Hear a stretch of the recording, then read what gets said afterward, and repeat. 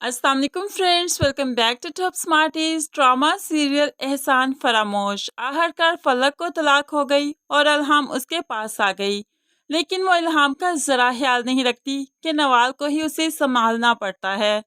दूसरी तरफ वो अब हमजा के साथ मिलकर मीडिया में भी जाती है ताकि वो कबीर को जलील कर सके। हमजा तो चाहता ही यही था। फलक मीडिया के सामने रो रो कर खुद को सच्चा करने लगी और कहने लगी, कबीर सलाहुद्दीन फूड इंडस्ट्री का मालिक, आज मैं उसकी सच्चाई आपको बताऊंगी। कैसे मुझ पर तशद्दुद करता था, मारपीट करता था और उसने मुझे तलाक दे दी। इतना ख्याल भी नहीं किया कि मेरी गोद में छोटी सी बच्ची थी, मैं भला उसको अकेले कैसे पालूंगी, उसका ख्याल कैसे रखूंगी। वो छोटी सी बच्ची सिर्फ माँ के सहारे या सिर्फ बाप के सहारे कैसे जिंदा रहेगी। अब यहाँ पर कबीर भी टीवी पर सब कुछ देख रहा था। गुस्सा आ गया। मैं अभी वहाँ जाता हूँ, सबको बताता हूँ हकीकत क्या है। तो आलिया भाभी कबीर को रोक लेती है, अभी मत जाओ, बात और ज्यादा बढ़ेगी। फलक जब घर आती है तो यहाँ पर नवाल भी उसकी क्लास लेने के लिए खड़ी है। तुमसे इस पागलपन की उम्मीद मुझे बिल्कुल नहीं थी, और हमजा तुमसे तो बिल्कुल भी नहीं थी। तुमने भी इसका साथ दिया। तुम तो कोई होश के ना होने थे, इसे समझाते कि ये गलत कर रही है। लेकिन हमजा पर भी कबीर से दुश्मनी का भूत सवार है। कहने लगा, क्या गलत किया उसने? अगर अपने हक के लिए आवाज उठाई, जालिम को जालिम कह दिया, तो इसमें क्या गलत है? जिस पर नवाल तो खामोश हो गई कि अब हमजा भी उसकी बात नहीं सुनेगा। लेकिन दूसरी तरफ कबीर खामोशी से नहीं बैठेगा। वो तो अब इंक्वायरी करने लगा, फोन करता है और कहने लगा, मुझे जल्द अज जल्द पता करवा के दो कि फलक किसकी शय पर इतना नाच रही है, किसकी शय पर वो मीडिया में गई। क्योंकि अकेली औरत जिसके पीछे मर्द का सहारा ना हो, वो मीडिया तक नहीं जा सकती।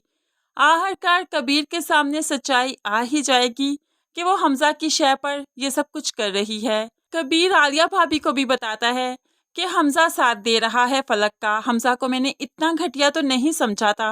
आखिर दोस्ती का कुछ मान तो रख ही लेना चाहिए था। लेकिन अब कबीर को भी हमजा से नफरत होने लगी है। अब कबीर ने ठान ली कि वो हमजा से मिलेगा और उसे बताएगा कि वो सब कुछ जानता है, कि इस सब के पीछे हमजा का हाथ है।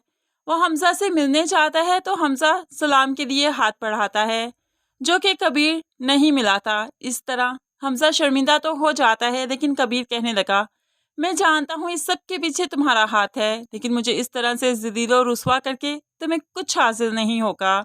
अभी तो हमजा को बहुत मज़ा आ रहा है कि वो कबीर को गिराने में कामयाब हो रहा है, लेकिन वो खुद जब मुंह के बल गिरेगा, जब वो फलक से शादी करेगा, तब उसे एहसास होगा कि फलक की तो आदत ही डसना है।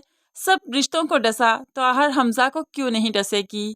यहाँ पर नवाल के सामने तो फलक की हकीकत आ चुकी है। आहिस्ता ही आहिस्ता नवाल की माँ के सामने भी हकीकत आने लगी है कि फलक कितनी खुदसर, कितनी बदतमीज है, जो अपनी बेटी का ख्याल नहीं रख सकती, भला कबीर का कैसे रखती होगी।